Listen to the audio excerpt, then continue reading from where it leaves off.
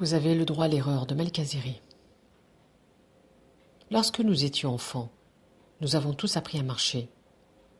Et lorsque nous avons appris, ce n'était pas du premier coup. Combien de fois nous sommes tombés avant de marcher? Des dizaines, des centaines ou plus encore. Il n'est pas venu à l'esprit de nos parents de nous dire « Pourquoi tu tombes? Pourquoi tu n'arrives pas à marcher du premier coup ?» Ils savaient que tomber c'était normal avant de marcher.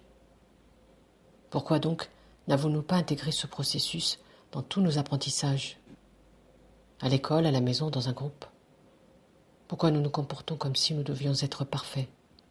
Comme si nous devions savoir du premier coup? Combien ai-je entendu dire « Je suis nul ». Non, personne n'est nul.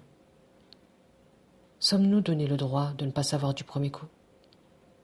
Donnons-nous la permission à l'autre de se tromper et d'avancer encore et encore afin qu'il développe ses potentiels latents? Sommes-nous nés ingénieurs, médecins, bilingues ou je ne sais encore? Nous ne sommes pas nés en parlant, en marchant, en calculant, en écrivant. Nous avons appris. Pourquoi donc alors nous nous comportons comme si nous devons tout savoir en quelques essais? Nous comportons comme quelqu'un qui n'a pas le droit à l'erreur. Est-ce réellement une erreur, ou plutôt un résultat différent? Dire que cela est un résultat différent a un impact plus positif dans notre esprit. La notion d'erreur est perçue négativement. Changez cette notion d'erreur par résultat, vous verrez l'effet que cela fait dans votre esprit. À l'image de l'inventeur de la lampe électrique, Thomas Edison, qui a essayé des milliers de fois avant d'atteindre le résultat attendu.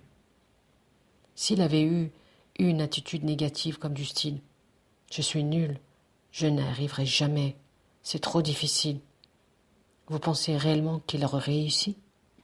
S'il avait eu cette attitude, il aurait essayé peut-être une fois, 2 fois, 3 fois, mais pas des milliers de fois. Il a réussi grâce à la confiance qu'il avait de lui. Il n'a pas abandonné. Avez-vous cette attitude face à la difficulté? Mettez-vous vos efforts pour réussir? Permettez-vous le droit à l'erreur ou, plus précisément, le droit d'avoir des résultats différents? Cette attitude s'applique dans la vie de tous les jours. Dans tous les apprentissages, nous apprenons tous. Nous apprenons à marcher, à manger, à parler. Nous apprenons à vivre dans un groupe, à se faire des amis. Nous apprenons à lire, étudier.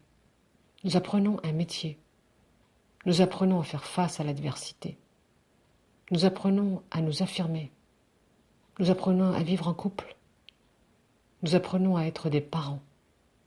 Tous ces apprentissages font partie de notre vie.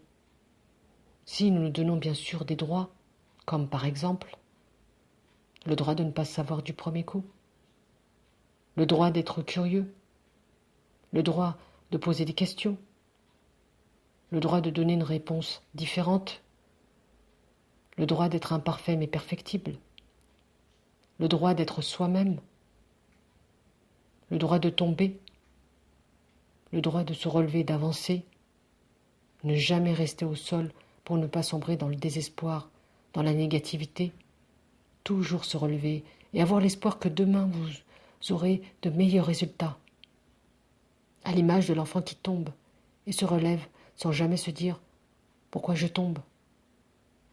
Il a compris que pour marcher, il devait tomber et faire et refaire jusqu'à maîtriser la marche. Soyons l'image de cet enfant qui est ouvert à la vie, qui s'émerveille à chaque fois qu'il apprend, sans jamais désespérer.